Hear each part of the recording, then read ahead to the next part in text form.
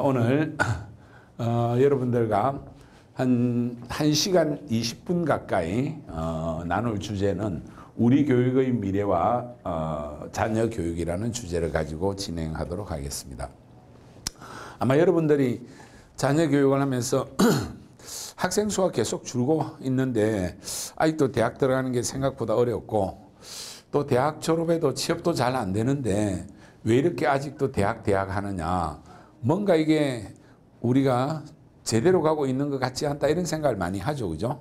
그리고 또 우리 애만 학원 안 보내면 잘못될까 싶어서 걱정이 돼서 아직도 보내지만은 사실은 지금 이런 식의 교육이 옳으냐에 대해서는 다 의문부호를 가지고 계실 건데, 그래서 여러분들이 걱정하는 부분을 제가 좀 풀어드리려고 앞으로 우리 교육의 미래가 어떻게 갈 것인가, 세상이 어떻게 바뀌고 있느냐, 그 부분의 이야기를 먼저 하면서 여러분들이 오늘 좀 넉넉한 마음을 가지고 돌아가실 수 있도록 한번 해보겠습니다. 자, 먼저 첫 번째 주제는 세상이 바뀌고 있습니다. 이거 엄청나게 바뀌고 있죠. 최근에 뭐 챗GPT 이런 거 하나만 하더라도 지금과 같이 이렇게 공부할 필요가 있나 이런 생각도 들고, 또 AI 혁명에 의해서 인공지능, 뭐 4차 산업혁명 이렇게 해서 앞으로 일자리도 엄청나게 바뀔 것 같은데 우리가 지금과 같은 방식으로 살아서 될까 하는 생각을 하실 겁니다. 그걸 조금 어려운 말로 하면 디지털 트랜스포메이션이라고 그러거든요.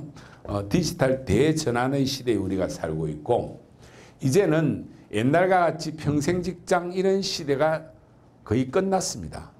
지금 새로운 세대들은 앞으로 자기가 할 일을 창업해서 그걸 하나의 자기의 직업이나 직장으로 만드는 창직과 업직의 시대로 가고 있는 것이 오늘의 현실입니다.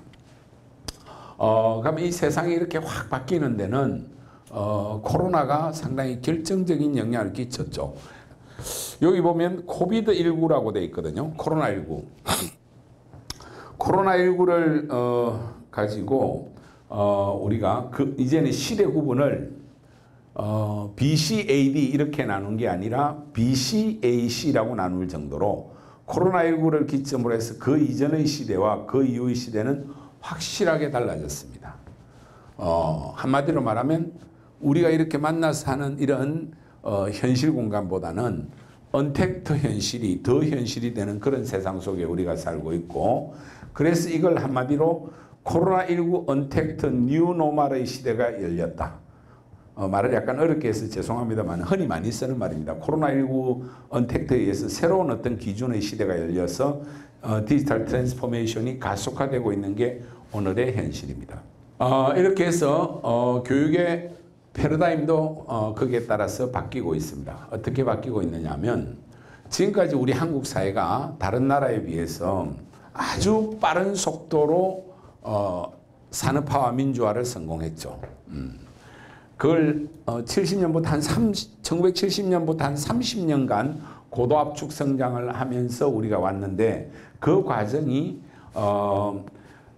우리는 세계가 경험했던 1차부터 3차 산업혁명의 과정을 한 30년 만에 해치우면서 우리는 지금 선진국 문턱에 왔는데, 1차부터 3차 산업혁명의 과정은 한마디로 말하면 블루칼라, 화이트칼라가 형성되는 시기였고, 우리는 서구가 한 200년 한 거를 30년 만에 따라하는 그 잘 따라한 걸 뭐라 하냐면 패스트 팔로우라 합니다.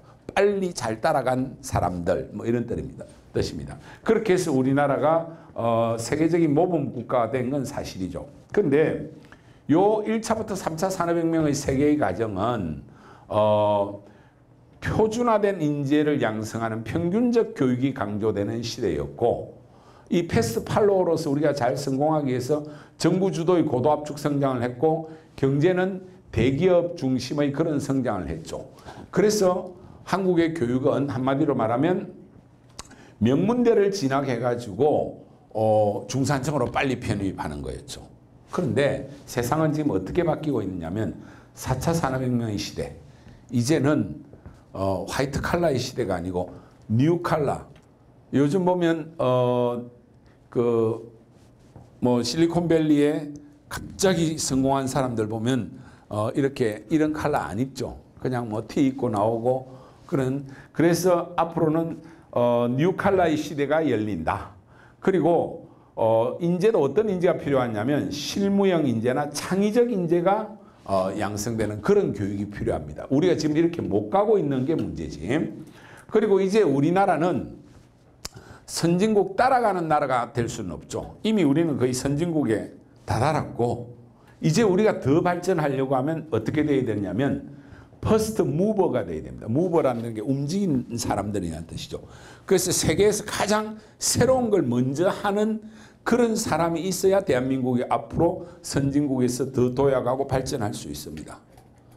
그러면 지금 우리가 대학 잘 가가지고 명문대 가서 삼성이나 현대 가는 그런 식의 교육 가지고는 안 되죠. 근데 지금 대한민국도 세계 속에서 퍼스트 무버 모습을 여러 곳에서 보이죠. 가장 대표적인 게 뭡니까? BTS라든지, 그렇죠? 그 다음에 오징어 게임이라든지 이런 것들은 세계가 우리를 우러러보는 퍼스트 무버로서의 모습입니다. 그럼 이런 인재는 지금과 같은 학교 교육에서 만들어진 건 아니잖아요. 그렇죠? 그리고 앞으로 경제도 정부 주도의 그런 고도압축 성장해가지고는 안 되죠. 근데 사실 현 정부도 보면 아직도 여기에서 못 벗어나고 있는데 앞으로 우리나라의 어떤 경제 정책은 민과 간이 협력하는 뭐라고 지금 단어를 우리가 정하기 어려워서 제가 네모 박스를 써놨습니다.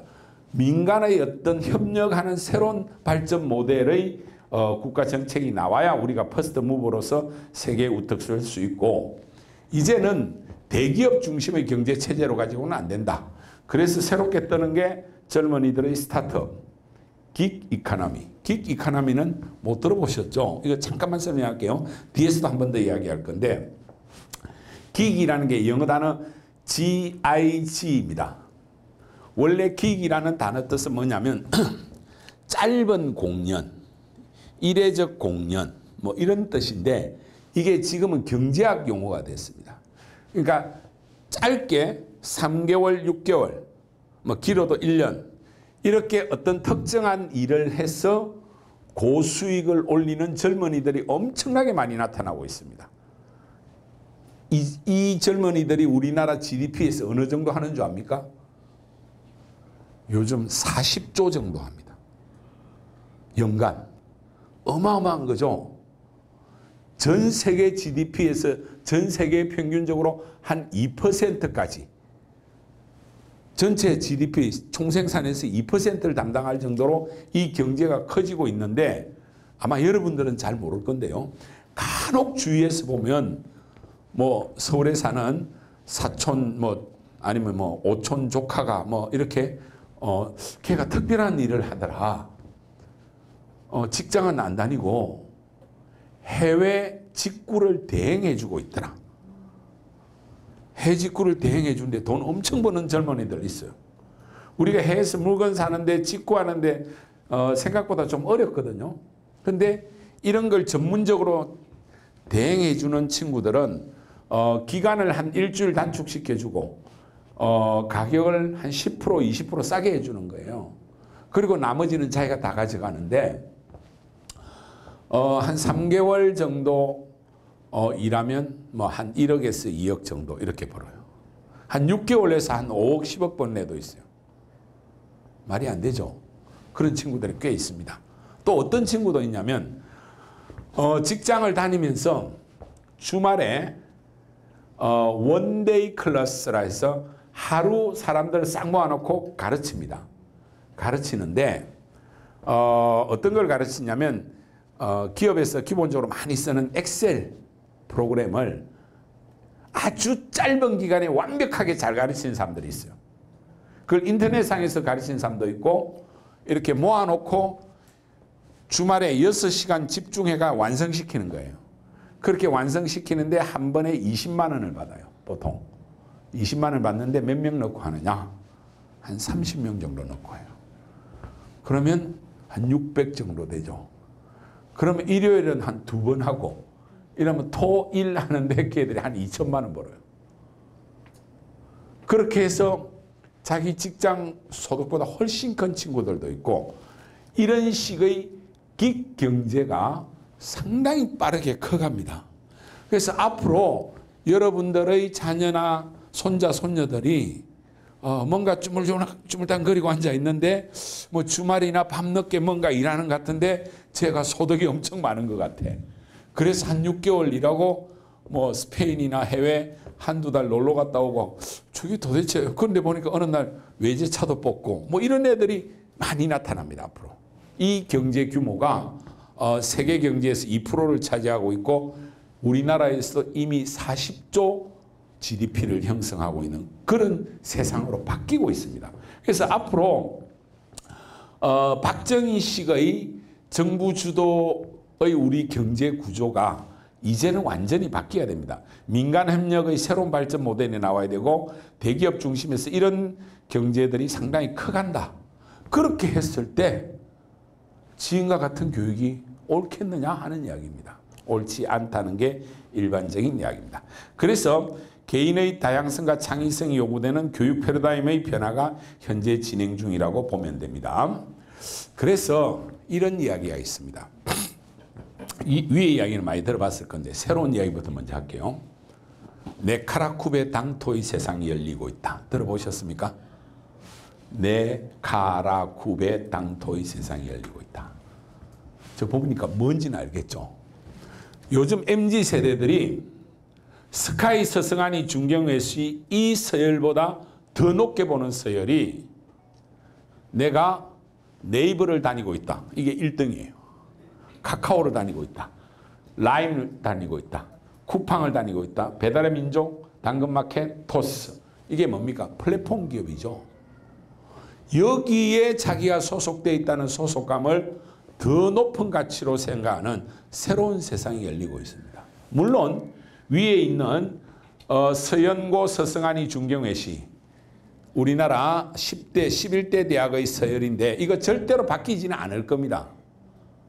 이게 쉽게는 안 바뀔 거예요. 그러나 저건 낡은 모델이고 이제는 이런 세상으로 가고 있는데 여기에 비해서 이게 훨씬 생산적인 거는 말 그대로 이 서열은 쉽게 안 바뀌어요. 낡은 모델인데 이거는 하루아침에 바뀔 수 있어요. 이 플랫폼 기업이 한 2년 전에 이거 갈 뻔했죠.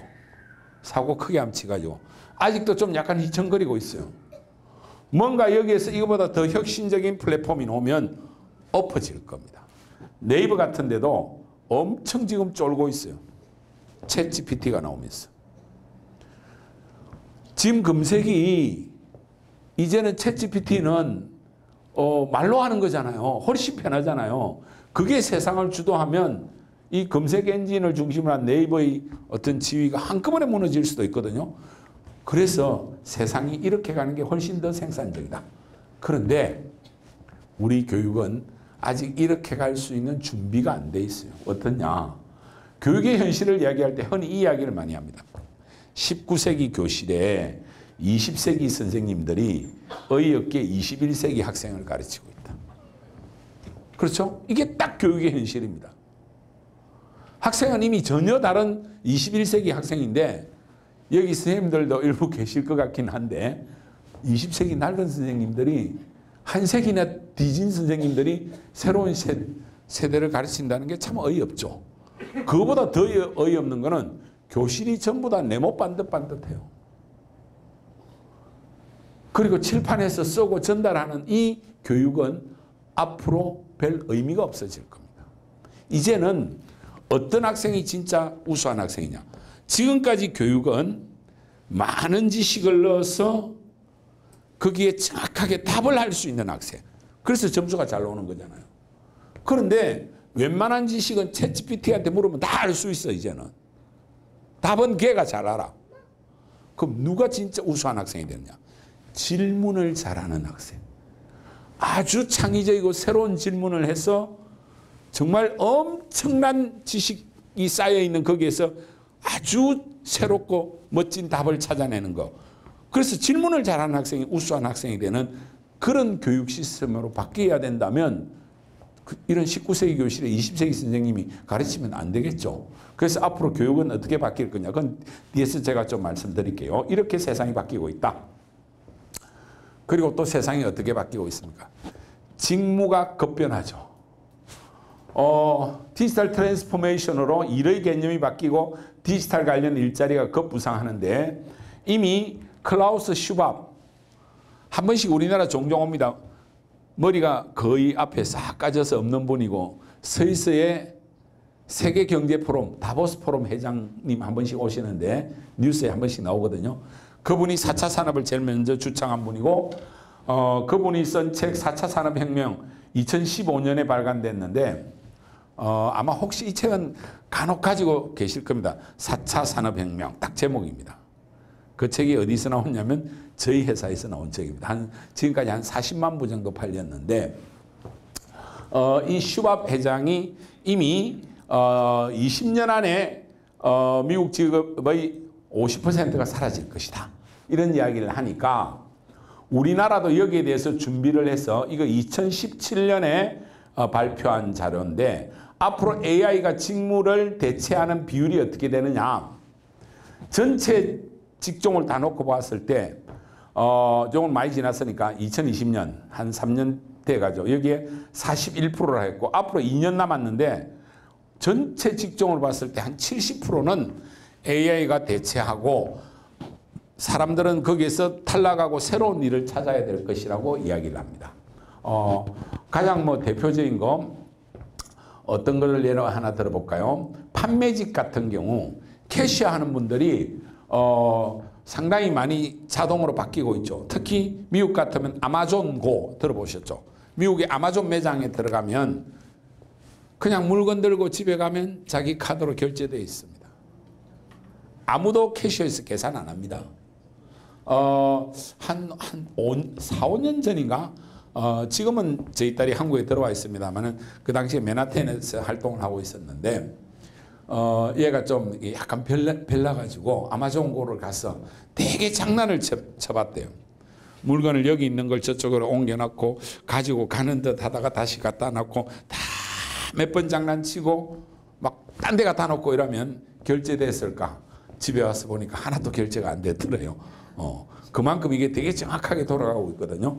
그래서 이런 일자리들은 아마 2015년 되는 것 같으면 한 75%, 25%밖에 안 남을 겁니다. 이마트나 이런 쪽이 아마 이 안에 거의 다 캐셔를 없애고 새로운 방식으로 자동 결제되는 방식으로 될 가능성이 많고 많은 부분에 일자리 단순 노무직 같은 경우 로봇이 대체하는 것 같으면 이제 건설 현장에서도 사람 숫자가 확 줄어들겠죠. 이렇게 직무가 급변하는 시대에 우리가 살고 있다. 그래서 이런 이야기를 하죠.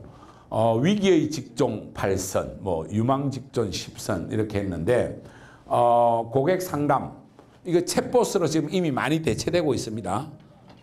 여러분들이 전화했을 때 안내해 주는 게 이게 사람이 아닌 경우가 많아요. 이제는 이렇게 바뀌고 있고 그 다음에 생산 제조 죄송합니다.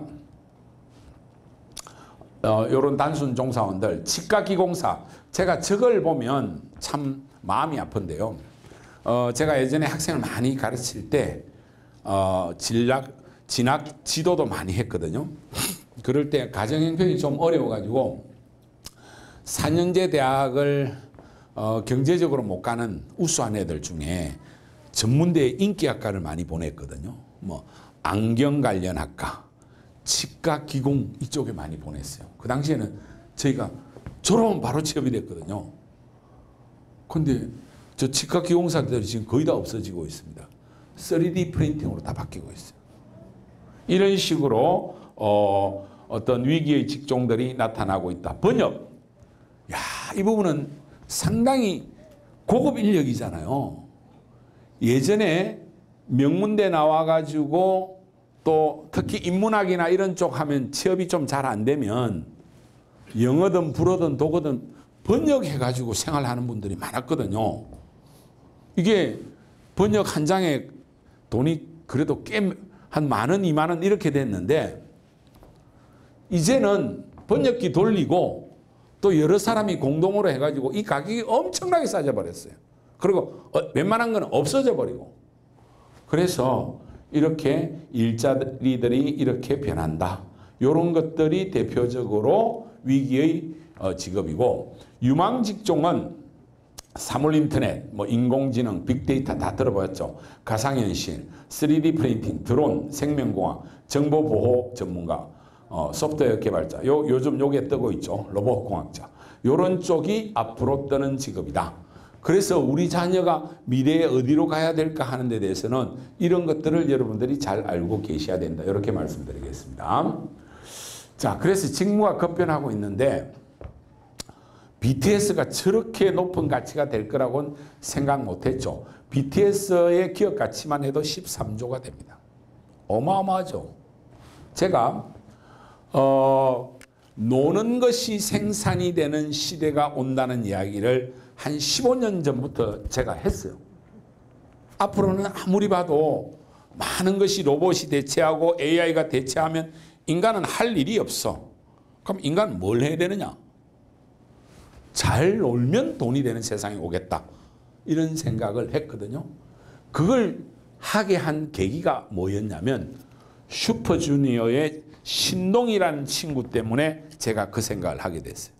한 15년 가까이 됐을 건데 여러분들이 아마 저를 잘 모르시겠지만은 제가 예전에는 유명한 강사였거든요. 요즘 막 이야기하는 일타 강사 있잖아요. 그 대한민국 원조라고 생각하시면 됩니다.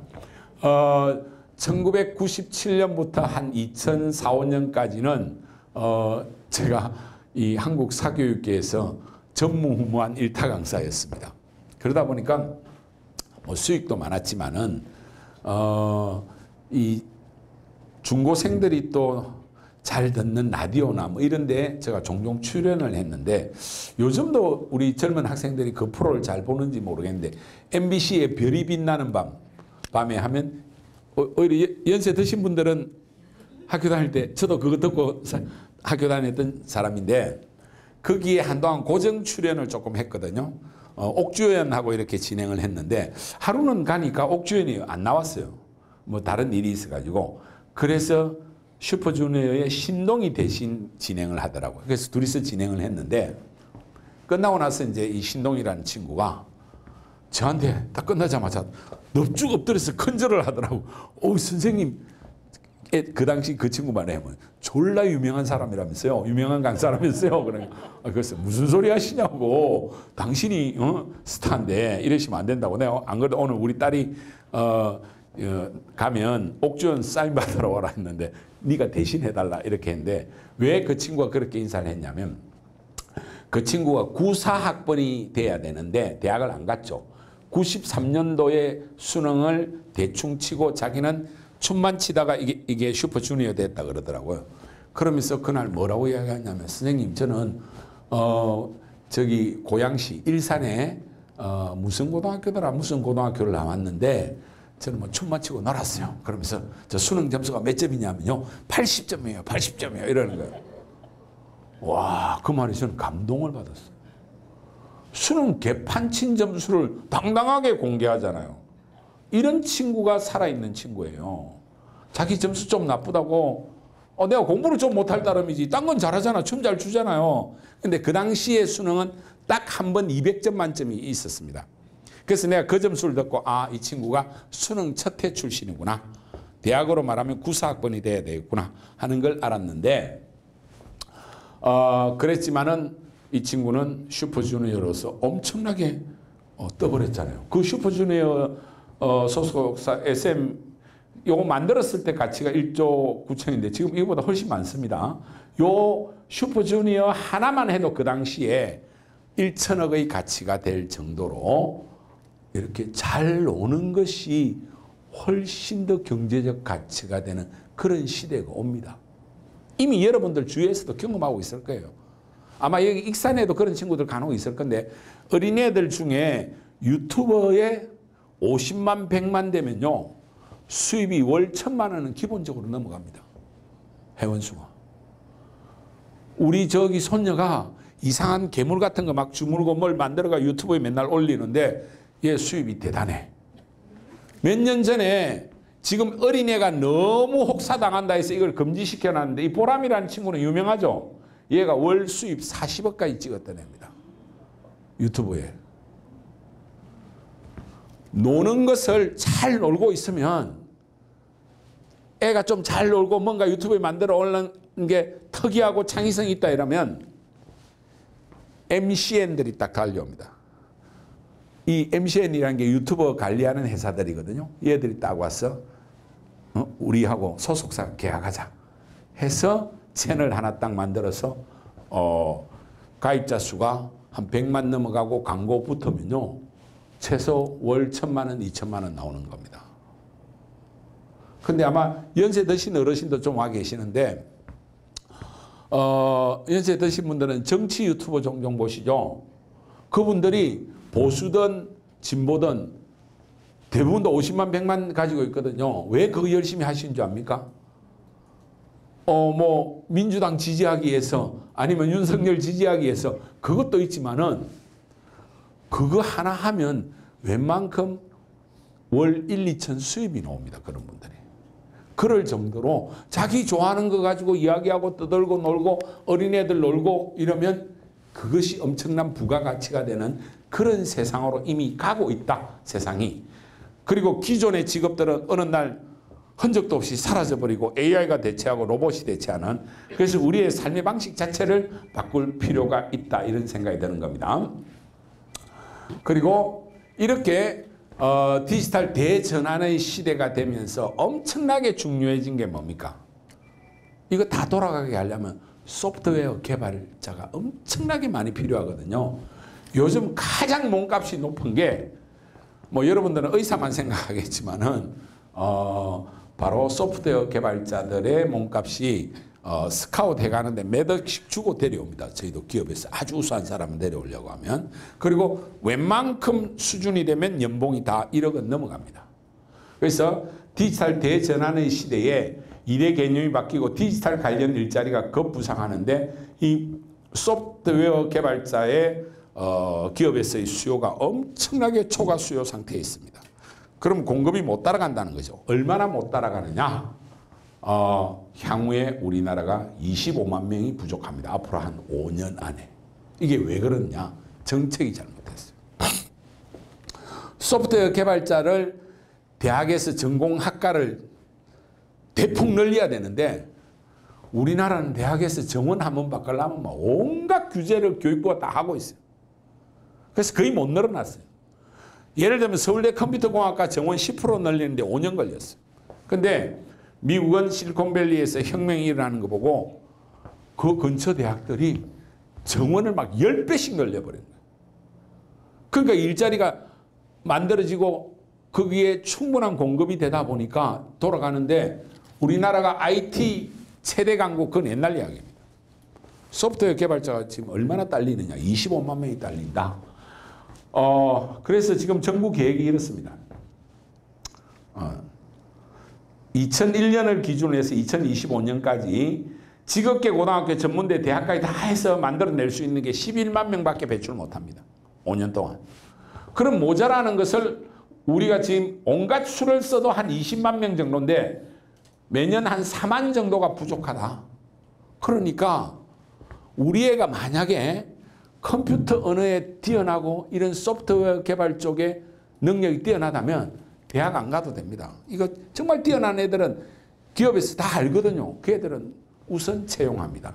이런 일자리가 지금 가장 고급 일자리로 뜨고 있다는 것도 아셔야 되고요. 그래서 대기업들도 여기 이런 인력을 만들기 위해서 혈안이 돼 있죠. 삼성이 5년간 디지털 인재 10,000명 육성이라는 목표를 가지고 삼성 청년 소프트웨어 아카데미를 개설했죠. 벌써 몇 년 전에. 그리고 여기 들어가면 생활비까지 학비까지 다 지원해 주면서 그래서 젊은이들이 가장 들어가고 싶어 하는 것 중에 하나가 삼성 청년 소프트웨어 아카데미고 LG도 디지털 테크 대학을 만들었고 SK도 SK 유니버시티에서 다 이런 인력을 양성하려고 한다. 그래서 지금은 보면 고등학교도 이미 많이 변해가고 있죠. 한 10년 전만 하더라도 문과가 7, 이과가 3이었는데 지금 역전됐어요. 이과가 7, 8, 문과 얼마 없어요. 그리고 문이과라는 개념을 작년부터 사실은 없앴어요. 교육에서. 그런데 학교 현실은 아직 문이과가 있는데 앞으로 살아가려고 하면 문이과라는 이런 산업사회 마인드를 없애야 됩니다. 그리고 모든 학생들이 자연과학이나 컴퓨터나 이런 쪽에 대해서는 기본 소양으로 깔고 가야 됩니다. 거기에 인문학적인 요소가 들어가고 자기가 특히 하고 싶은 게 뭔지를 찾아야지 그런 기반 없이 나는 뭐 무조건 뭐 법대 갈 거다 뭐 할 거다 이런 식의 생각을 해서는 안 된다. 세상이 그렇게 바뀌고 있고 특히 컴퓨터 언어에 대해서는 일찍부터 애들이 스스로 잘 알아서 찾아갑니다. 컴퓨터 앉혀놓으면 이런 수요가 엄청나게 늘어나고 있다는 걸 아셔야 되고요. 그래서 이제 우리가 우리 현실을 이야기할 때 이런 이야기를 종종 하죠. 한 몇 년 전에 이런 이야기만 했는데 요즘 약간 달라졌는데 새로운 개천에서는 더 이상 용이 날 수 없다. 개천에서는 용이 날 수 없다. 새로운 개천이 아니고 개천이 말라버렸다. 뭐 이런 이야기를 많이 했죠. 사회가 그만큼 고착화됐다 이런 이야기입니다. 옛날에는 시골에서 공부 잘해가지고 사법고시, 행정고시 딱 합격하면 크게 출세하기도 했잖아요. 그런 걸 두고 흔히 개천에서 용이 난다 그랬죠. 이제는 개천도 없고 용은 다 정해져 있다. 그런 이야기를 많이 했죠. 한 5, 6년 전까지만 하더라도. 그러니까 어떤 정치인이 이런 이야기를 했잖아요. 그 말 틀린 말 아니다. 왜 우리가 다 용이 될 필요가 있나? 가재나 붕어로 살아도 되지. 이러다가 욕 엄청 먹은 분이 있는데 근데 저는 이 이야기에 동의하지 않습니다. 아니 세상에 어떻게 개천이 마를 수가 있습니까? 물이 높은 데서 낮은 데로 흘러내려오면 땅속에 스며들더라도 어디인가 바닷가 근처에서 솟아납니다. 이 물은 반드시 바다로 들어가게 돼 있어요. 어떤 개천이 마르면 물길이 새로 또 납니다. 그렇죠? 그렇게 해서 지류들이 모여서 하류의 큰 강을 이루어서 이게 바다로 들어가는 게 자연의 이치잖아요. 지금 우리나라에 개천이 말라버린 게 아니고 새로운 개천들이 여기저기서 많이 나타나고 있고 우리가 알지 못하는 대한민국을 바꿔낼 수 있는 위대한 용들이 저는 나타나고 있다고 생각을 합니다. 기존의 문법대로 하면 대학 나오는 것이 별 효과가 없다, 사회적 효용성이 없다. 이 이야기는 무슨 말이냐면 2011년부터 대충 했을 때 대학 졸업자들의 취업률입니다. 한 70%에서 60%까지 떨어졌거든요. 그런데 이거 훨씬 더 빠르게 이게 2020년에 이미 61%인데 요 61%도 실제로 61%가 아닙니다. 대졸자들의 취업률 계산은 어떻게 하느냐면 대학 졸업해가지고 졸업장 받고 6개월 안에 그 졸업한 학생이 국민건강보험증을 가지면 취업된 걸로 보는 겁니다. 그래서 일부 사립대나 전문대 이런 데서 학교 평가를 취업률 가지고 하니까 졸업생들을 자기가 아는 회사나 가짜로 어떻게 해서 건강보험증을 막 만들어내요. 그래서 6개월만 있어라. 그리고 안 가도 된다. 그래서 취업률 만드는 게 60%예요. 실제로는 50%가 지금 안 됩니다. 대학 졸업하고 빈둥거리는 애들 엄청나게 많잖아요. 그러니까 세상이 이제는 대학을 나와도 별 일자리도 없고 결국은 부모의 능력, 할아버지의 능력이 중요하다. 개천이 말랐다. 더 이상 용은 없다. 이런 이야기를 하지만은 그렇게 세상이 망가지거나 무너지지는 않습니다. 여기에 비해서 이제 새로운 어떤 변화가 일어나고 있는데 어떤 변화가 일어나고 있냐. 이제는 사람들의 생각이 바뀌고 있고 젊은이들이 특히 바뀌고 있습니다. 직업이라는 단어가 잘 그 단어를 놓고 보면 낡은 단어예요. 직업이 무슨 뜻이죠? 어떤 직장에 딱 들어가면 그 직장이 나의 업을 정해줬잖아요. 여태까지 기성세대들이 그렇게 살았죠. 뭐 저도 그 세대인데 대학 졸업해가지고 삼성에 갔다, 현대에 갔다, 대기업이 취업이 딱 되면 한 2달 교육을 받거든요. 그리고 니는 소속이 재무, 니는 총무. 이러면 이 총무는 평생 총무 일만 한다니까요. 뭐 물건 사고 어쩌고 이런 일만 하는 거예요. 그러니까 내 직장이 나의 롤, 업을 정해버린 거예요. 그리고 사람들은 그게 당연하다고 생각했어요. 그래서 내가 어떤 직장에 가서 내가 평생 이 일을 했다. 그걸 정년퇴직할 때 영광으로 생각하던 게 직업의 시대입니다. 근데 지금 젊은이들 안 그래요. 직장 들어가면 1, 2년 안에 다 튀어나와요. 아, 요즘 애들 문제다. 문제가 아닙니다. 이런 낡은 마인드의 기업들에 못 버텨서 튀어나오는 거고, 이제 젊은이들은 생각을 많이 바꾸고 있어요. 업직의 세상이다. 내가 하고 싶은 일을 했어. 그걸 나의 직장으로, 타인의 직장으로 만드는 업직 또는 창직, 창업을 해서 새로운 일자리와 직장을 만드는 그런 세상으로 바뀌었고, 그래서 자기가 하고 싶은 일을 딱 하는 겁니다. 가능한 한. 아니면 깨끗하게 나와요, 애들이. 그래서 이 어떤 마인드가 엄청 바뀌고 있다. 그걸 보고 우리 정부도 이제 정책을 바꾸고 있어요. 어떻게 바꾸고 있느냐. 창업 지원 생태계가 엄청나게 달라졌는데, 중소기업 벤처부에서 하는 창업 지원 예산을 보면 좀 잘 안 보일 건데 제가 읽어드릴게요. 2016년에 6천억이 조금 안 됐어요. 그런데 작년에 얼마였느냐? 3조 7천억이었어요. 그러면 7배 가까이 늘어났잖아요. 그렇죠? 6천억이 좀 안 돼. 6배, 7배. 한 6년 사이에 창업 쪽에 지원하는 정부 예산이 6천억에서 3조 7천억까지 늘어났어요. 이건 앞으로 더 늘어날 겁니다. 그리고 요거는 정부 지원이지만 민간에서도 창업 지원하는 이런 재단들이 많이 만들어져 있습니다.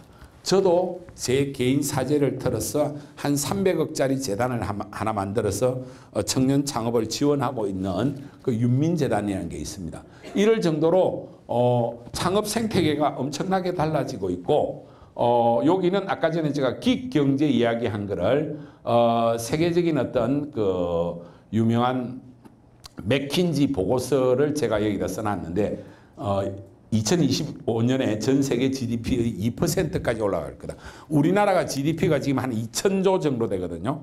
그러니까 거기에 1%면 20조잖아요. 그러니까 우리나라가 지금 40조 정도 된다는 이야기입니다. 그럴 정도로 창업의 시대와 기이코노미 이런 세상으로 바뀌고 있기 때문에 얼마든지 새로운 개천이 나온다. 그리고 그 용이 나타나고 있다. 그래서 그 사례를 제가 경험한 사례를 잠깐 소개하겠습니다. 잠깐 소개하겠는데 요 윤민창의투자재단이라는 거는 뭐 대단한 건 아니고요. 제 이야기를 잠깐만 하겠는데 제가 27살 때부터 학원 강사를 했거든요. 그러다가 잠깐 하려고 하다가 이게 평생 대가 지금 60세신데 제가 이 나이까지 약 37년간 학생을 가르치는 일을 하고 현재 이제 메가스터디라는 교육 저희는 나름대로 그룹이라 합니다. 왜냐하면 저희가 회사가 한 10개 정도 되고 직원과 강사를 합치면 한 4,000명 정도 되는 꽤 되는 중견기업을 가지고 있기 때문에 그렇게 이야기를 하는데, 그 일을 하면서 여러 가지 어려움이 있었는데 제가 개인적으로 가장 어려웠던 순간 중에 하나는 제가 91년과 92년 제 나이 31살, 32살 때 제가 가정적으로 되게 힘들었어요. 뭐가 힘들었냐면 91년 9월 15일 날 저희 집에 교통사고가 크게 났는데 아들이 일주일 만에 죽었고 그때 이제 저희 집 사람 딸 이제 막내 딸은 그때 9개월밖에 안 됐는데 그것도 크게 다쳤다가 딸은 결국은 그 다음에 92년 6월 11일 날 또 딸도 죽었어요. 그래서 제가 31살, 32살 때 제가 4살짜리, 1살짜리 아들과 딸을 한 9개월 사이에 잃어버렸는데 그 뒤에 새로 애를 낳아서 지금 제가 딸 하나, 아들 하나 훌륭하게 잘 크고, 딸은 최근에 또 손녀를 낳아가지고 요즘 다음 주에 100일이 되는데 제가 어제 백화점에 가서 100일 선물을 왕창 샀어요. 100일 선물을 사러 갔는데 그 사돈 어른이 또 마침 그 손녀 딸 선물 사러 와가지고 서로 마주쳐가지고 상당히 좀 난감한 적이 있었는데 하여튼 그래서 뭐 그런 고통은 있고 있는데 그때 제가 죽었던 둘째 이름이 윤민입니다. 상당히 그 괜찮은 사례를 뒤에 적어놨고 요것뿐만 아니라 우리나라 전국의 중고등학교에 그 진로 수업이 있습니다. 진로 수업에 쓰는 교재하고 요걸 우리가 창업교실이라 해서 작년 기준으로 했을 때 전국의 70개 학교 403개 학급에 12,000명의 학생들에게 교재하고 이런 또 교사 연수까지 해서 저희가 지원하는 청소년 창업교실이 있고요. 그리고 일부 장학 사업을 하는 게 이 재단의 모습인데 공대선이라는 친구인데 광주 출신입니다. 전남 광주 출신인데 학교는 울산에 있는 유니스트를 나왔습니다. 유니스트 다닐 때부터 창업을 해가지고 저희한테 요게 저희가 구스타트 몇 기냐면 3기. 그러니까 윤민재단이 2016년부터 뽑기 시작했거든요. 2017년에 얘가 지원했는데 마지막 무렵에 원서를 냈는데 심사위원들이 떨어뜨렸는데 서류 심사에서 우리 재단 사무국 젊은 친구들이 있으니까 얘 이야기를 보니까 이거 뭔가 가능성이 있다 해가지고 여기는 좀 뽑아줍시다. 교수들이 떨어뜨렸는데 1차 서류 심사 통과시켰어. 그리고 1차 통과되면 현장 실사를 나가거든요. 또 실사를 나가보니까 아무것도 안 돼 있어 얘가. 그런데 이야기를 딱 들어보니까 우리 재단 사무국 직원들이 그래요. 이 뭔가 가능성이 있다. 그래서 또 뽑아줬어. 그래서 최종 PT 20팀 안에 들어왔어. PT를 열심히 했는데 또 심사위원들이 서울대 뭐 경영학과 교수 뭐 또 우리 회사 안에 있는 창투사 사장 뭐 이런 분들이거든요. 또 떨어졌어요. 예, 3번 떨어지네요. 근데 어떻게 저희가 이 애를 지원하게 됐냐면 그 기수 때 심사위원들이 이번에 온 팀들은 최종 10팀을 도저히 선발하지 못하겠습니다. 괜찮은 애들이 없어서 6팀만 딱 선발하는 거예요. 그래서 제가 심사위원들 결과표를 가져와서 이제 마지막 결과 발표를 할 때 제가 약간 이제 재단 이사장님한테 제가 약간 항의를 했어요. 이사장님, 6팀밖에 벌써 안 뽑으면 윤민재단 욕 듣습니다. 우리가 청년 창업 지원한다라고 해놓고 이렇게 적게 뽑으면 됩니까? 그리고 제가 출연자니까 그래도 저 돈으로 하는 거니까 제 이야기도 조금 들어주시고 한두 팀 좀 이번에 더 뽑아주십시오. 이렇게 부탁을 했어요. 그러니까 또 추가 심사를 했어요. 그 자리에서. 근데 심사위원들이 뽑을 팀 없대. 그래서 이사장님한테 그러면 우리 재단 사무국 직원들이 열심히 뛰어다니으니까 재단 사무국 직원들이 추천하는 팀을 한두 팀 뽑으면 안 되겠습니까? 그거 좋은 아이디어입니다. 그래서 그 젊은 애들이 이 팀을 뽑은 거예요. 그래서 3번 떨어지고 추가 합격했는데 저희한테 돈을 제일 많이 벌어주네요, 얘가. 왜냐하면 이 기업 가치가 한 3천억 정도 되거든요. 근데 이 친구는 지금 자기는 한 1조 정도 된다고 지금 떠들고 다니는데 뭐 그건 앞으로 아마 유니콘이 될 가능성은 있습니다. 근데 이 친구가 처음 왔을 때 어떤 이야기를 했냐면 PT를 할 때 그때가 28살인가 그랬는데 제가 28번 창업에 실패했습니다. 이게 천만이에요. 얼마나 당당합니까? 이번에 제가 29번째입니다. 지금 비록 준비는 안 돼 있는데 이 말만 한번 들어보십시오. 여러분, 시현하다가 무엇인 줄 아십니까? PT도 특이하게 했어요. 시연하다가 뭔지 아십니까? 이걸 질문부터 하는 거야. 자기 회사 소개를 해야 되는데 왜? 준비가 안 돼 있으니까 별로 소개할 건 없으니까. 시연하다가 뭔지 아십니까? 이렇게 질문을 하더라고요.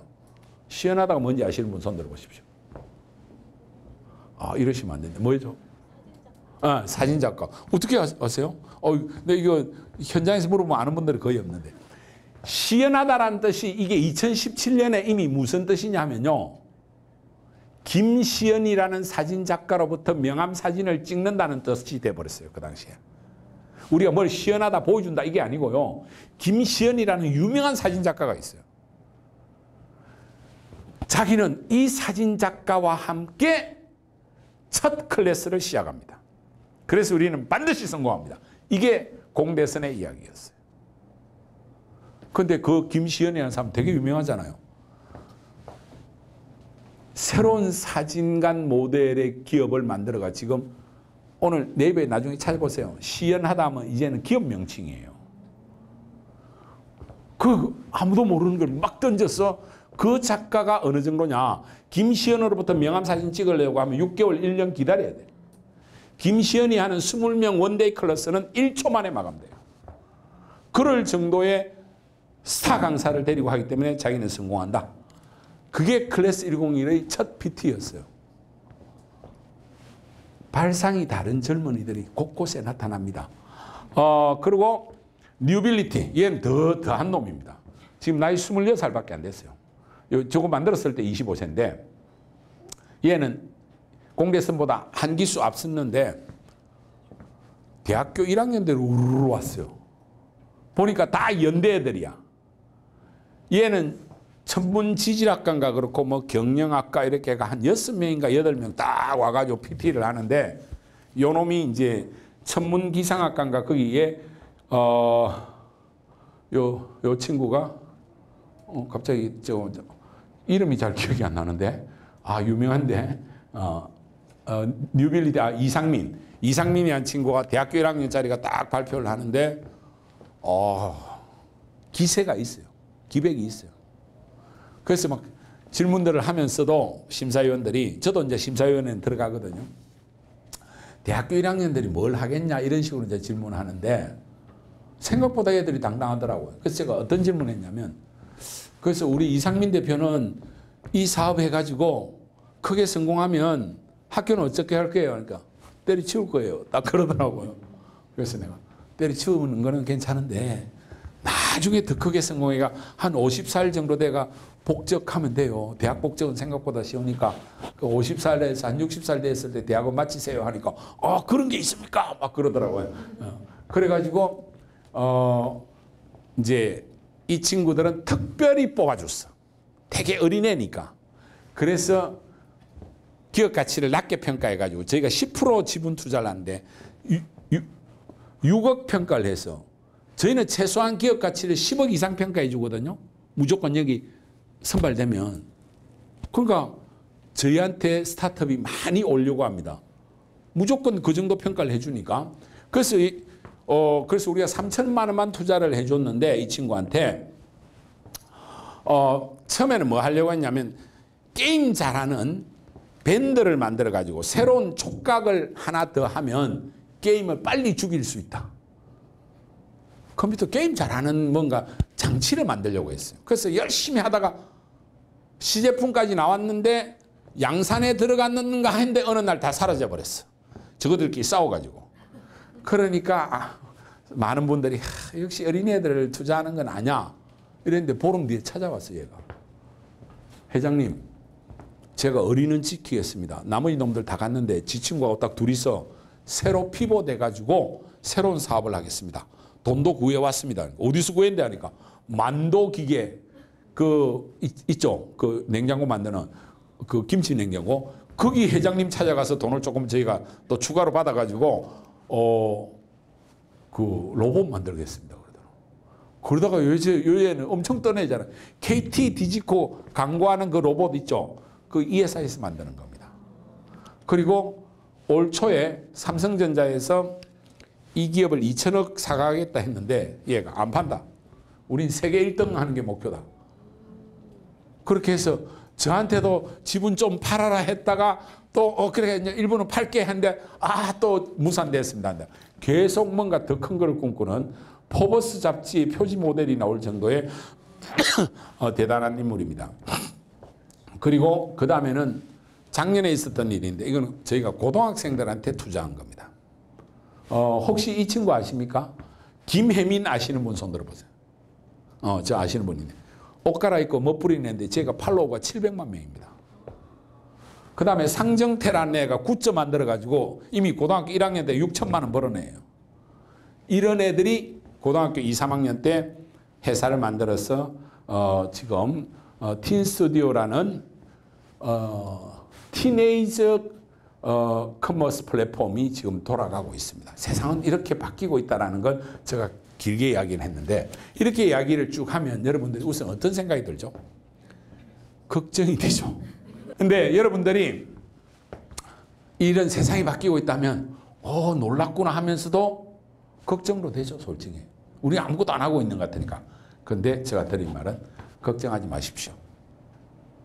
얼마든지 이건 뚫어낼 수 있습니다. 뚫어낼 수 있는 가장 큰 이유는 우리에게는 위대한 부모가 있기 때문에.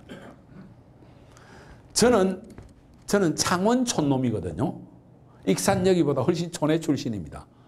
그런데 저는 스스로 어떤 생각을 하냐면 부산에서 중고등학교 나왔을 때 부산을 접수했다고 생각을 했고 서울에서 대학 나오고 지금 살 때도 서울을 접수했다고 생각합니다. 저는 서울 사람이라 생각 안 해요.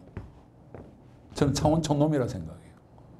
그런 뭔가 저한테 꿈과 희망을 주고 이 걱정을 안 하게 해준 분이 저한테는 할머니가 한 분 있었어요. 저 인생의 가장 큰 힘이 이 할머니인데 저희 할머니가 저렇게 약간 피골이 상접하신 분인데 왜 저렇게 피골이 상접했냐면 평생 식사를 반도 안 한 분입니다. 이분이 항상 어떤 어려운 일이 있거나 이러면 무조건 금식 기도를 많이 하셨어요. 그래서 일주일에 한 반은 금식 기도한다고 밥을 평생 안 드셔가지고 저렇게 좀 많이 늘 평생 저렇게 마르게 사셨고 요분은 저 초등학교 담임입니다. 1학년 때 담임인데 이분이 저 인생을 바꿔놨어요. 이분이 24살인가 6살밖에 안 된 아주 저 초창기 예전엔 교대가 2년이었거든요. 2년제 진주교대 나와가지고 시골 초등학교 이렇게 배정을 받았고 1학년 일반 담임을 했는데 되게 창의적인 분이었어요. 저를 계속 관찰하다가 얘는 뭔가 영재교육을 시켜야 되겠다. 이게 언제냐면 68년도 일이거든요. 그래가지고 마산 집으로 가다가 중간에 이제 저희가 그 면 사무소 있는 그 지역에 살았는데 저희 집에 찾아와가지고 맨날 저희 어머니 아버지 앉혀놓고 설득하고 얘는 특별한 교육을 시켜야 되는데 제가 해드리겠습니다. 그래서 한동안 학교 마치고 저희 집에 와서 저를 맨날 개인 교습하고 돈도 안 받고 그렇게 하다가 이분이 제가 2학년 딱 올라간 날 또 학교에서 무슨 위원회를 열어가지고 얘는 2학년 두면 안 된다.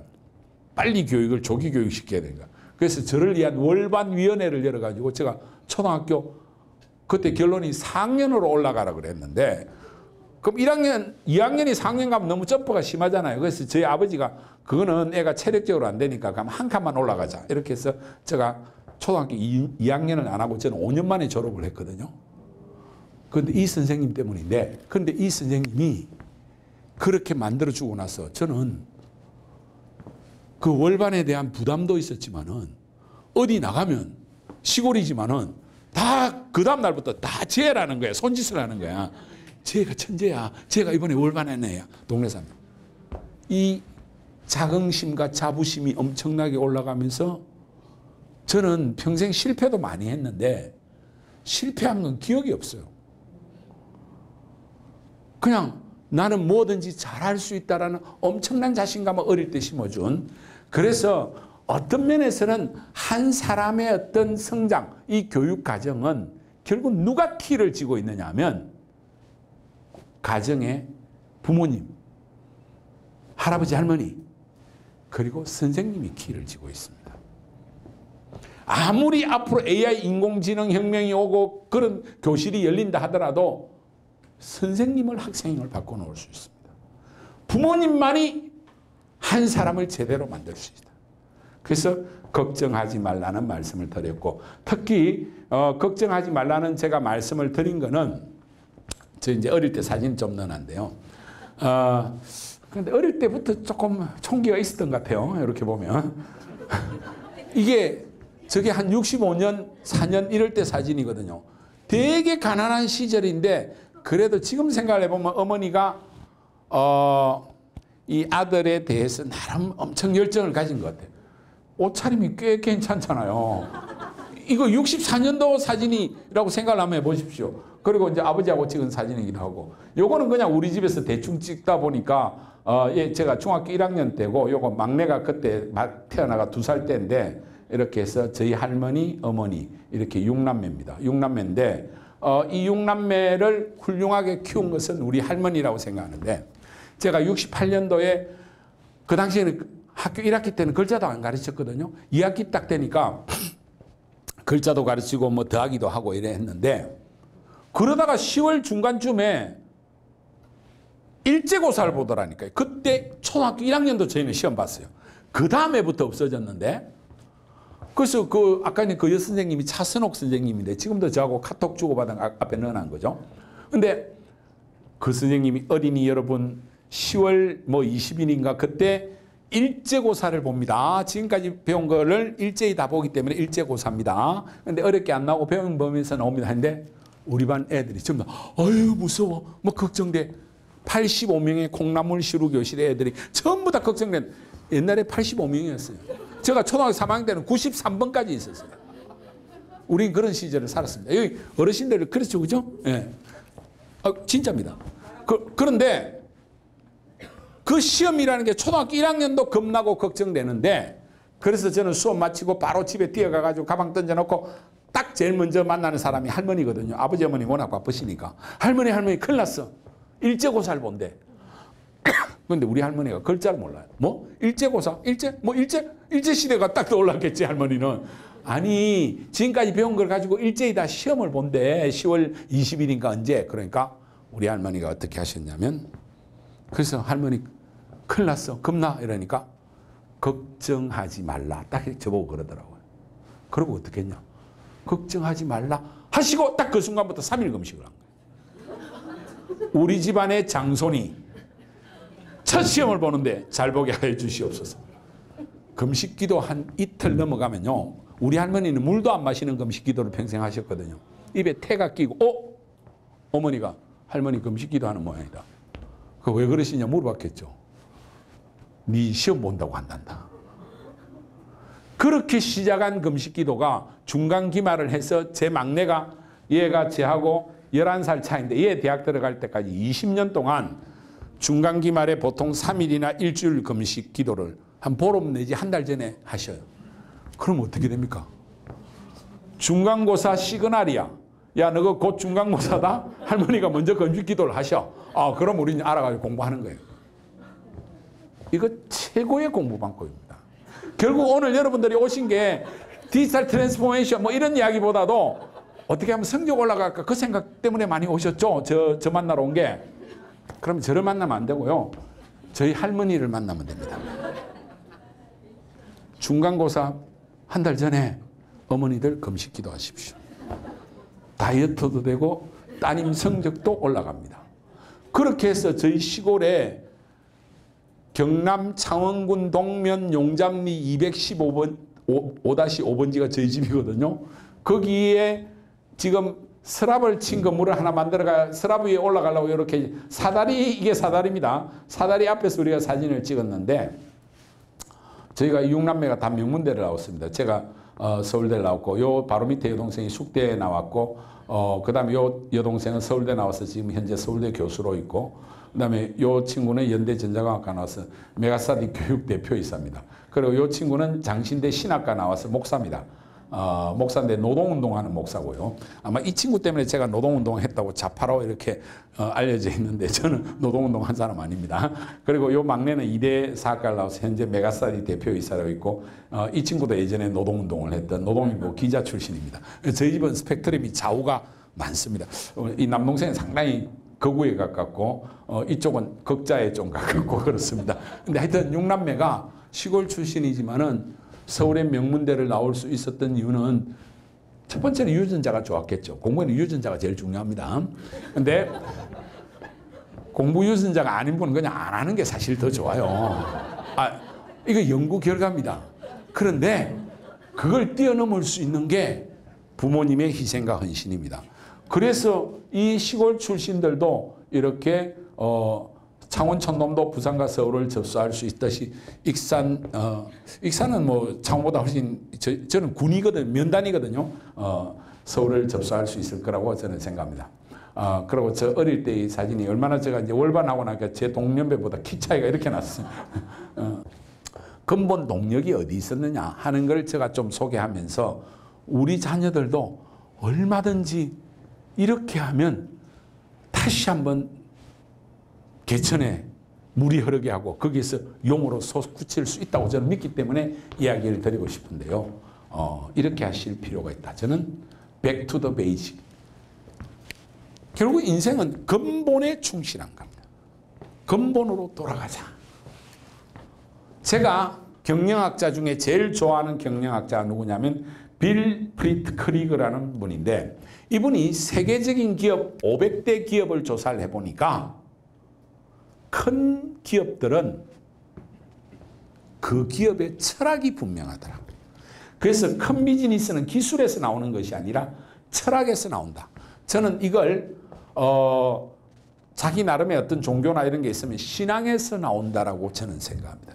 저는 제가 한 기업은 제가 어릴 때부터 가지고 있었던 청교도 신앙, 우리 어머니도 그러한 걸 가지고 있었는데 그걸 잘 물려받았다고 생각합니다. 우리 어머니가요 저보다 훌륭한 경영자였어요. 우리 어머니가 시골에 가난한 집에 씌워가지고 딱 보니까 답이 없는 거예요. 그래서 우리 어머니가 26살 때, 26살이면 저는 6살입니다. 저하고 20살 차이 나는데 일찍 결혼을 했으니까. 근데 우리 아버지한테 5살 위에 남편한테 딱 선언을 낸 거예요. 이렇게 살아가지고는 뭐 5대 독자라고 아들 많이 낳으라 그러고 애도 많이 낳아야 될 것 같은데 답이 없는데 처음에 살았던 데가 아까 무성리 189번지거든요. 여기서 농사 짓고 무슨 깨구리 잡고 이래가지고 답이 없고 내가 면소재리 나가서 장사를 할 건데 허락을 해달라. 그러니까 우리 아버지가 26살밖에 안 되는 처녀가 아줌마가 무슨 소리 하냐고 벌써 애가 그때 2명인가 3명 낳았는데 그러니까 우리 어머니가 뭐 듣기 싫으면 이혼하든지 옛날에 그때 이혼하자는 말을 한 분이니까 대단한 분이죠. 그러니까 우리 아버지가 혀를 차면서 알았다 해가지고 면소재지 앞에 딱 5일장 들어가는 길목 거기가 장소가 되게 좋은 데였어요. 거기다가 집을 샀어요. 그분이 안 팔라 해가지고 결국은 나중에 5배 주고 샀다 하더라고요. 그렇게 배팅을 해서 거기다가 슈퍼를 여는 겁니다. 요즘 말하면. 그런데 이제 산업화가 되기 막 시작하니까 이 수요가 올라가죠. 시골이지만은. 그 면소재지 안에 상점이 여러 개 있었는데 우리 어머니는 상대적으로 질 좋은 제품을 다른 집보다 훨씬 싸게 파는 거예요. 이윤을 낮춘 거예요. 박리담매 전략을 썼고 그 다음에 고객들한테 또 자기 소신이 일요일 주일날은 장사 절대로 안 해. 성수주일이니까. 일요일 손님 안 돼 안 해. 뭐 명절 때도 안 해. 그리고 술과 담배를 안 팔아. 편의점 매출의 50% 이상이 술, 담배인데 이거 안 하는 거예요. 자기는. 그런데 이게 고객들한테 신뢰를 줘가지고요. 제가 초등학교 3, 4학년 이럴 때는 추석 뭐 설날 대목 때는 밤 11시, 12시까지 줄 서서 팔았어요. 지금 생각해보면 그럴 때 하루 매출은 한 3, 4천만 원 올라간 것 같아요. 지금 돈으로. 그러더만 어머니가 초등학교 4학년 때 갑자기 마산 어시장 앞에 가게를 또 하나 내겠대요.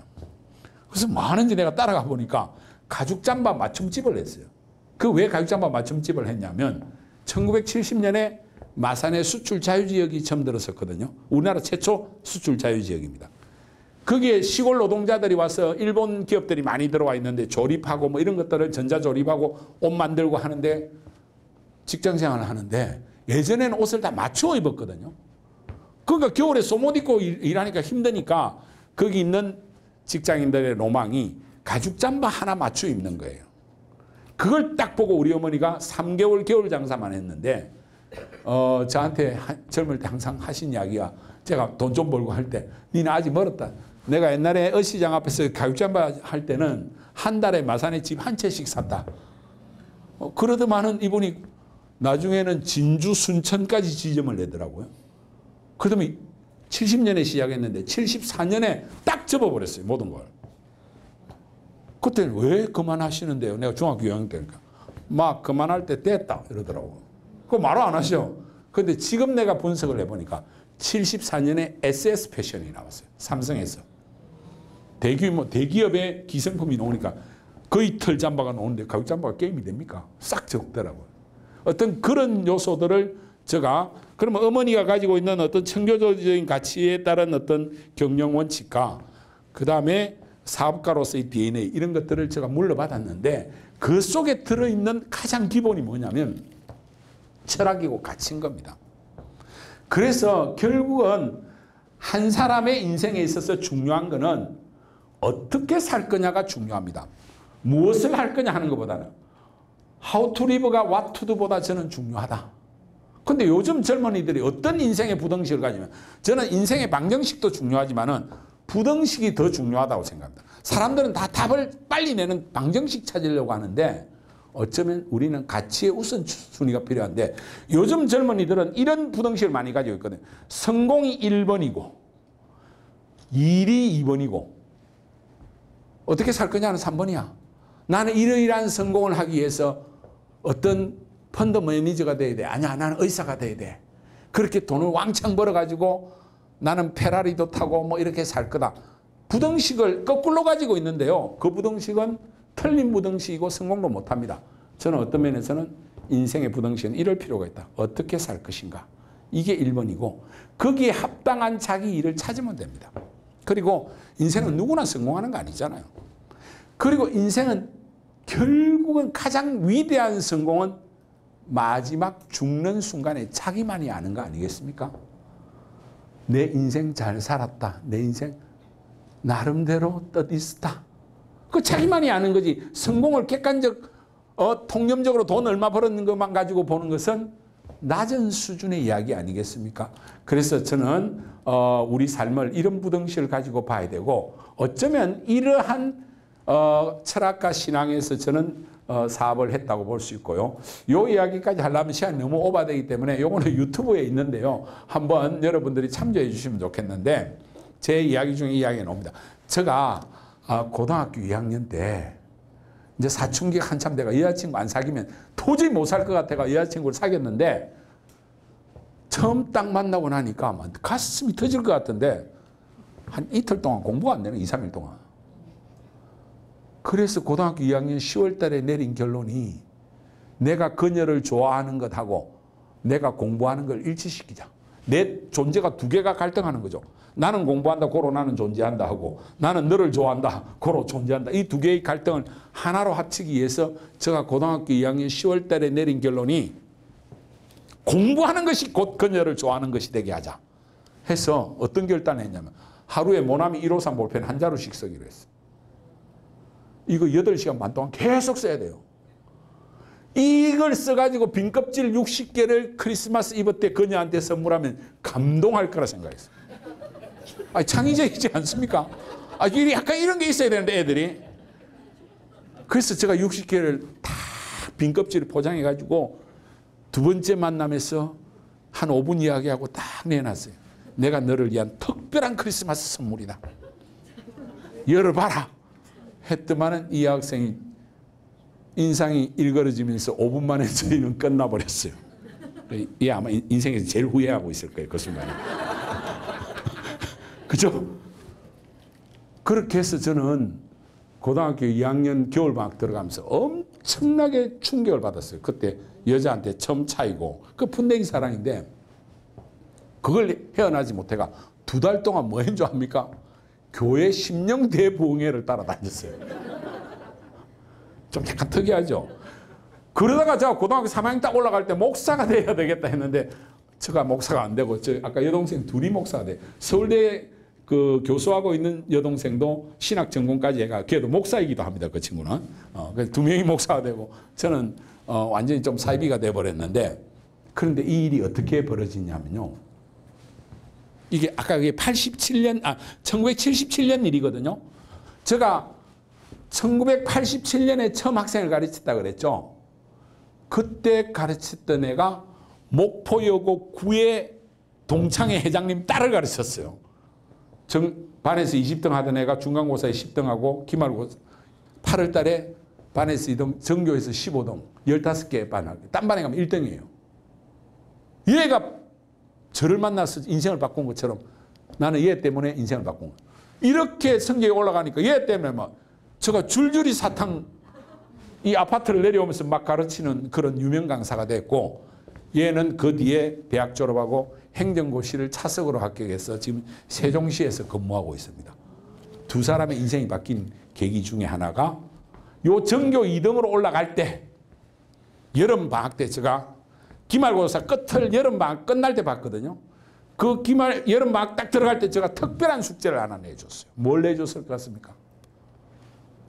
하루에 볼펜 한 자루 쓰기를 내준 겁니다. 얘는 그냥 재미있게 써내더라고요. 딱 10년 뒤에 소환된 겁니다.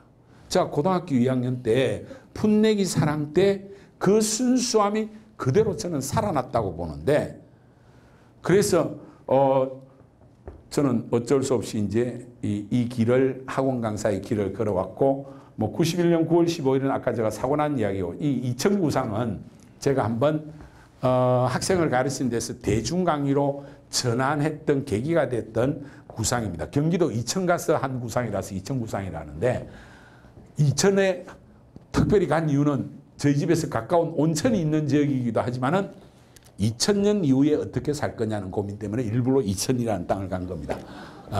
그러면서 제가 그때 만들어 온 그걸 지금도 판넬에 그 당시에 만들어 놓은 걸 지금 제가 아직도 가지고 있거든요. 그 뭐라고 써져 있냐면 루트 97 신화 창조의 원년이라고 써져 있는데, 제가 37살까지 애들 가르치면서 아직 인생의 뿌리를 못 내렸다 생각해서 뿌리를 내리자는 의미에서 루트라는 말을 썼고요. 37살 97년 새로 시작하지만은 신화 창조를 한번 해보자. 그래서 저는 나이가 아직 21, 7밖에 안 됩니다. 저때 한 살 새로 리셋한 겁니다. 요즘 다시 리셋을 해야 될지 모르겠습니다. 한 65세 돼서 다시 제가 한 살로 돌아갈지 모르겠는데, 어쩌면 인생은 아니면 리셋하면 되잖아요. 그래서 저는 그때 한 살이라고 생각하면서 앞으로 기업을 만들면 내가 뿌리를 내리듯이 네 가지 원리를 가지고 하겠다고 한 게 합리적이고 리저너블, 조직적이고 오가닉, 열린 마음으로 오픈 마인디드, 그리고 다 함께 투게더. 저의 절실함을 가지고 내가 앞으로 기업을 만들면 합리적이고 시스템을 갖춘, 그리고 열린 마음의 혁신지향성을 추구하는 그리고 공동체적인 기업을 하겠다는 생각을 하고 온 겁니다. 저걸 제가 경기도 이천 미란다 호텔에서 34시간 동안 고민하고 만들어 온 거거든요. 어떤 그런 계기가 저는 있을 필요가 있다고 생각이 들고요. 그래서 여러분들이 이런 교육 현실에서 우리 자녀 교육에 저는 제일 크게 가져야 될 태도는 뭐냐면 자부심과 자긍심을 가져야 돼요. 우리 아들은 분명히 잘 될 수 있다. 내가 기도한 대로, 내가 소망한 대로 내 자식이 잘 될 수 있다. 그리고 익산에 있는 청년 학생 여러분들도 서울 대치동 이렇게 비교하면 안 됩니다. 저는 시골에서 태어나서 부산으로 중학교 때 전학 갔고요. 그 다음에 대학을 서울에 왔지만은 계속 내 눈에는 부산 놈들이 별볼이 아닌 걸로 보이고 서울 놈들이 정말 어이없다는 그런 느낌이 들었다니까요. 이 자부심이 있을 때 저는 성공할 수 있다고 생각합니다. 그리고 이거는 조금 이야기하자면 너무 긴데요. 이제는 공부를 나만을 위해서 공부하면 안 됩니다. 대한민국 사라질지도 모릅니다. 합계 출산율 0.78밖에 안 됩니다. 올해는 0.73. 이렇게 가다가 보면 2100년에는 인구가 1700밖에 안 남습니다. 이제는 젊은이들이 애도 많이 놓고 어쩌면 연애부터 먼저 해야 돼. 대학 가는 건 뒷전이고 19, 20대 빨리 애 낳으면 대한민국이 다시 살아날 수 있을 겁니다. 그럴 정도로 인구가 심각한 문제에 있다. 이 이야기를 제가 좀 하려고는 하는데 이거는 생략하겠습니다. 그리고 요즘 다들 뭐 의치, 한약수, 메디칼 쪽으로 넘어가려고 하는데요. 저거 얼마 안 갑니다. 분명히 디지털 대전환의 시대에 의료기술이 엄청나게 발달해서 몸에 칩 하나만 꽂아 놓으면 이제 모든 것이 중앙의료센터에서 통제되는 그런 시대가 되면서 의사의 기능은 점점 약화될 겁니다. 물론 초고령화 사회이기 때문에 평생 직업으로서의 의사는 분명히 유리한 점은 있어요. 그러나 이건 대한민국을 살리는 직업은 아닙니다. 그래서 이걸 넘어서 뭔가 새로운 대한민국의 용이 될 수 있는 그런 교육으로 저는 가면 좋겠다는 생각이 들고, 그리고 공부는 생각보다 어렵지 않습니다. 감동이 일어나면 그냥 다 됩니다. 어쩌면 우리 할머니가 걱정하지 마라 3일 금식한 것도 자기 감동 때문에 했을지도 모릅니다. 그리고 그 감동을 가지고 내 손자들 잘 될 거다는 믿음이 있으니까 손자들이 잘 된 거하고 똑같다고 저는 생각하고요. 공부도 내가 하면서 내가 공부하고 있다는 사실에 스스로 감동되면 그게 끝나는 겁니다. 제가 그 여학생 좋아가지고 그것만 했겠어요? 하루 8시간 반 동안 매일 볼펜 한 자루 쓰면서 얼마나 내가 스스로 기뻤겠어요? 이걸 누가 제일 먼저 알았냐? 공자가 제일 먼저 알은 겁니다. 이 세상에 저는 유일한 공부법이 공자의 공부법이라고 생각하는데, 공자가 논어의 첫 페이지 첫 문장이죠. 학이 시습지면 불력 여로하라. 이 말이 뭡니까? 배우고, 그리고 요 지자는 대명사입니다. 그 배운 것을 시습, 시적절하게 시점에 딱 맞게 공부하면 이 또한 기쁘지 아니한가. 결국은 공부는 두 가지가 꼭 필요합니다. 배우는 거 하고 익히는 거. 그래서 학습이라고 그러죠. 학원 가서 배우는 것만 하면 안 됩니다. 자기가 스스로 익히면서 그 익히는 과정에서 너무너무 기뻐지면 나는 공부하고 있다. 고로 나는 존재한다는 그 강렬한 기쁨이 유일한 공부법이라는 이야기를 저는 꼭 마지막으로 드리고 싶고요. 자, 그리고 세상에 앞으로 이런 이제 세상이 옵니다. AI 교육혁명이 지금 우리 정부도 시도하고 있고요. 이거 머지않아 5년 안에 올 겁니다. 이제는 학생을 가르치는 게 선생님이 안 가르치고 AI 선생님이 가르칠 겁니다. 맞춤형으로. 그래서 네모난 교실도 사라질 겁니다. 스마트 교실로 완전히 바뀔 건데요. 그러면 정말 제대로 맞춤형 공부가 됩니다. 그럼 선생님은 뭐 하느냐? 그거보다 더 위에 하이터치 교육을 할 겁니다. 그러니까 요 밑에 하이테크, 흔히 말하는 암기 이해, remember, understand, 이때까지 이게 교육이었잖아요. 이거는 인공지능이 할 거고, 하이테크 교육은. 그 위에 적용, 분석, 그 다음에 평가, 창조적인 이 역할을 선생님이 하는 이런 새로운 AI 교육혁명의 이상이 저는 올 거라고 믿습니다. 그래서 앞으로 얼마나 잘 배우느냐 하는 것은 생각보다는 그렇게 어려운 세상이 아닙니다. 그리고 이 사교육도 얼마 안 간다고 제가 맨날 이야기하잖아요. 왜? 지금 인구가요. 2002년생부터 2015년생까지는 40만 대로 출생아가 됐는데요. 2016년생부터 3만 명씩 5만 명씩 줄어가지고 작년에 출생아가 24만 9천밖에 안 됐어요. 그러면 2016년생이 대학 가는 2035년에는 수도권 대학이 미달납니다. 그리고 서울 시내에 좀 낮은 대학은 7등급 내지 8등급도 들어갑니다. 그런데 뭘 그렇게 사교육에 우리 의존하겠습니까? 그리고 대학을 가는 것의 효용성이 지금보다 훨씬 없어집니다. 그래서 잘 배우는 것보다는 내가 더 창의적인 질문을 하는 그런 인재가 되는 게 훨씬 중요한 시절이 온다. 그래서 인공지능의 시대가 열리지만은 그보다 더 중요한 교육은 가정교육이고 학생의 창의성이라는 생각을 꼭 알아두셔야 되고요. 어쩌면 우리 아들에게 여러분들이 이렇게 이야기할 필요가 있다고 생각합니다. 아들아, 너는 존재 자체가 이미 아빠를 뛰어넘었고 역사의 진보 그 자체다. 이건 누가 한 말이냐면요. 제가 제 아들한테 한 말입니다. 우리 아들이 저보다 객관적으로 좀 못하다고 그래요. 그렇겠죠. 좀 아버지 그늘이 크니까. 얘는 내만 보면 맨날 좀 기가 죽는 것 같고 아니면 지 막 잘난 체를 많이 해, 내한테 항상. 그리고 저 주위의 평가가 아들이 왜 저럴까 이런 평가를 하는 분들도 있는데 저는 그렇게 생각 안 해요. 저는 내 아들이 저보다 훨씬 뛰어나다고 생각해요. 그냥 그렇게 믿어요. 아들아, 왜? 너는 존재 자체가 내 아들이라는 자체가 이미 아빠를 뛰어넘은 거잖아. 내가 낳은 놈이니까. 내보다 나은 놈이지. 그게 역사의 진보입니다. 자녀를 가지고 걱정하면 절대로 안 됩니다. 그런데 요즘 학부형들은 우리 아들, 딸이 뭔가 뒤처질까 싶어서 다들 걱정을 하고 있어요. 걱정을 하지 말고 금식기도 하시라니까요.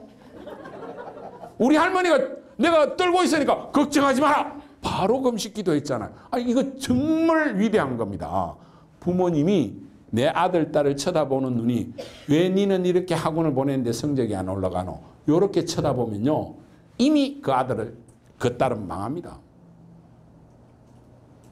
성적이 안 나오더라도 이건 너 성적 아니야. 넌 훨씬 위대해. 난 널 믿어.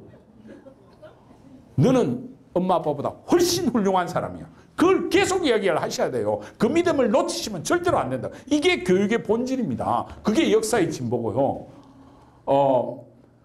요거는 이제 조금 어려운 이야기인데 앞으로 우리 자녀들의 새로운 꿈을 응원하셔야 됩니다. 이게 지금 웹을 가지고 이야기하는데 웹 1.0은 우리가 정보만 취득했거든요. 웹 2.0의 시대는 정보와 사람이 같이, 이게 코로나 때 많이 했잖아요. 우리가 웹을 많이 하고 이 모바일 보면서 유튜브도 많이 보고 참여하고 이랬잖아요. 그래서 여러분 휴대폰 한번 매주마다 나오는데 내가 휴대폰을 일주일에 몇 시간 썼는지 뭘 많이 봤는지 그게 데이터 뜨잖아요. 한번 봐보십시오.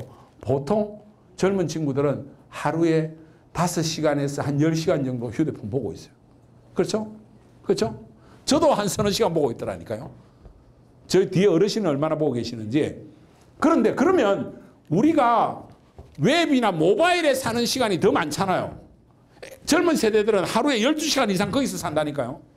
그런데 죄송합니다. 이거 왜 이렇게 그 젊은이들한테 휴대폰 없애라 뭐 이런 이야기 하시면 안 되고요. 휴대폰 없앤다. 그건 말도 안 되는 이야기고 그건 늘 쓰는 거고 이제는 그 웹 공간에서 웹 3.0의 시대는 뭐냐면 돈을 버는 세상이 됐어요. 이제는 모바일 보고 있으면 돈을 번다니까요. 그런 경제 구조가 나옵니다. 이제는 노는 것이 생산이 아니라 휴대폰 보면 돈 버는 세상. 이 경제가 나옵니다. 이게 웹 3.0의 특징입니다. 제가 이상한 소리 하는 것 같죠? 그렇게 가고 있습니다. 그래서 애들한테 휴대폰 뺏으려고 하지 말고 휴대폰에서 같이 창조를 하라고 그랬어요. 이게 3.0의 시대를 가고 있는 겁니다. 틀림없이 온다. 이게 웹 3.0의 본질이다.